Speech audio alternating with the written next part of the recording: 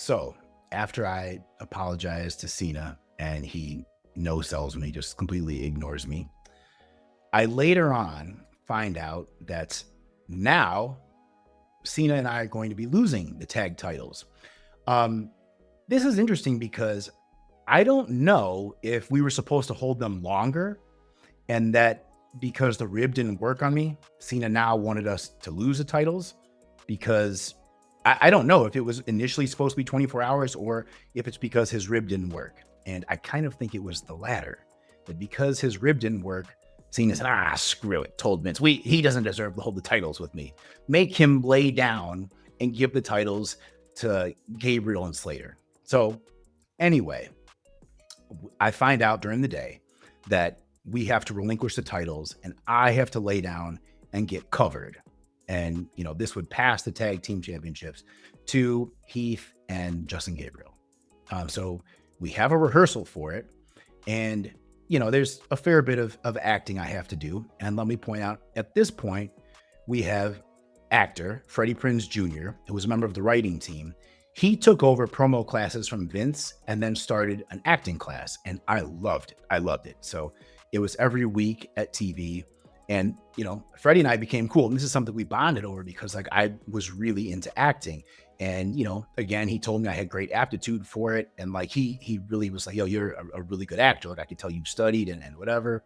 So it was really cool. But anyway, he was helping out with that segment as well. So we have this segment. And basically in the segment, Wade Barrett tells me, this is storyline, kayfabe, that I have to lay down and give the titles over. And I'm hesitant to do it. I'm resistant. I don't want to do it, but my character begrudgingly does it. So I do it. Now, it's whatever. We get to the back and, agents are talking, you guys did a great job, whatever. Once again, Cena is pissed. Here he comes, rushing over to me. He's going off. This isn't as bad as Paris, but he's going off. And he's telling me how much I suck, number one, how much he didn't like my acting in the segment. But more importantly, he's telling me that I'm nothing and I'm weak because I went through with the segment. And he's like, I wouldn't have done it. I wouldn't have laid down, but you did.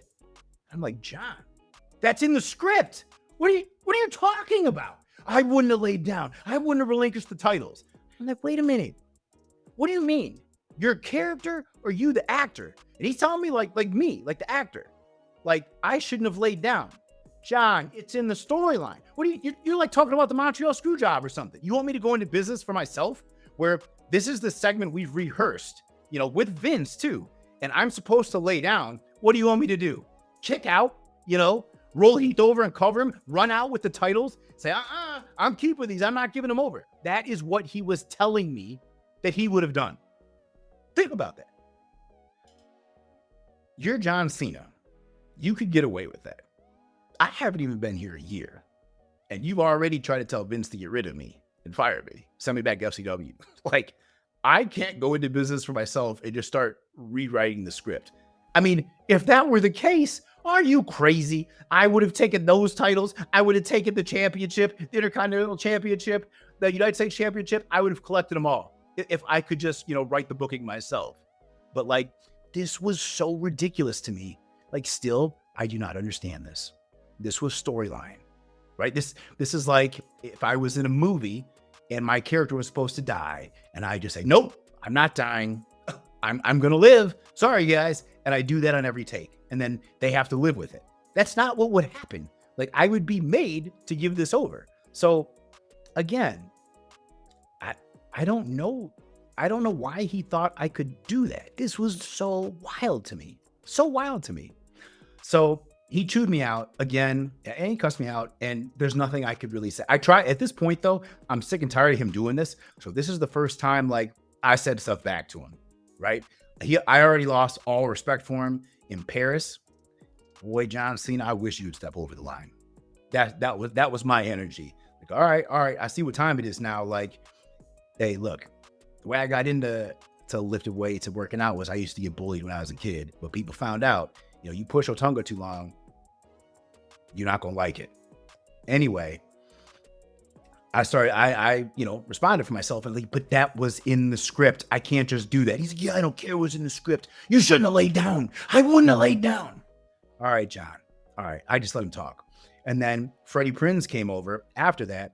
And he was like, man, Cena's a jerk. And he's like, yeah, he was trying to bury you in there. And he's like, but luckily I was in there. And I disagreed. I said, I thought your acting was great. And I'll never forget this. And Freddie said to me, he's like, you've seen Cena's movies, haven't you? And I was like, yeah. He goes, all right, enough said. So we kind of chuckled and I was like, yeah, no, I know what you mean. And he's like, you're good. You're the best actor here. So like, don't even listen to that. And I was like, thanks. And I remember he said this to me and he's like, Otunga, honestly, like you're too good for this place, man. Like I don't understand why they treat you like this. He's like, you're too good for this. You should be in movies. You should be doing other stuff. Like you're bigger than this place. And it was kind of cool to hear him say that because again, he was from entertainment and from acting. So he's seen the other side, which I had seen and I'd seen up close, through my fiance. And this is not how people were to be treated. And like him telling me, this is nuts. Like you're better than this. Like I don't know why you're here. Because again, he ended up leaving and being frustrated because, hey, professional wrestling is not real life. It's a bizarro world. It really is. And if you're an outsider, that's your frame of reference. Professional wrestling is bizarre. So anyway, Freddie was telling me that, basically Cena was nuts because, yeah, you can't just decide to keep the titles. And he's like, I don't even know why he's saying that. He's like, I guess he's just got something against you, but he's like, don't worry about it. I talked to Vince for you on your behalf. And Vince was happy with it. Now, again, I'm just completely dumbfounded over this and what John Cena was thinking. In hindsight, if I try to put everything together, all right, so he and I win the tag titles. You know what?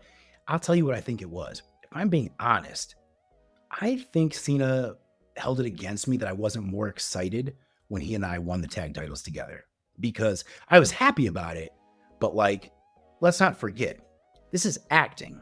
I didn't really go out there and win in a competitive wrestling match. This was scripted. Now I'm happy to have won it with him, but also I'm not a moron. Like I knew they were giving this. He took most of the match. Like I know I'm very green and they're putting me in this position. Yeah, I'm happy to win it, but like I want a championship reign to feel like I earned it. Where like the company is trusting me, like I've put in work and people respect me for my craft. And clearly John Cena did not respect me for my craft at that time. And let's not forget, like I already told you how he treated me in Paris before this. I already lost respect for John Cena, all the respect I had. So yeah, we won the tag titles together. Yeah, it's cool because of who John Cena is, the character. But don't forget, I saw John Cena, the person who we've now won the tag titles. I now won the tag titles with. Hey man, yeah, whoop-de-doo. That honestly, that's how I felt. It's cool, but like, but I think that he really felt a way about that. So then the next day they're like, or, he tries to make me look for the titles and I already know he took them. So maybe it felt like I didn't feel like it was important enough. Or I wasn't taking it as serious enough as he wanted me to. So then, all right, the next day, I know, let's take the titles away from him. Let's make him have to give them up. So we'll still keep his character strong, and then we'll see what he does. Does he get mad and then like buck against the creative and want them back? I've been here for, less than a year.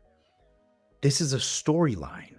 I didn't know I could just say, hey, I'm not going along with this. In fact, you can't.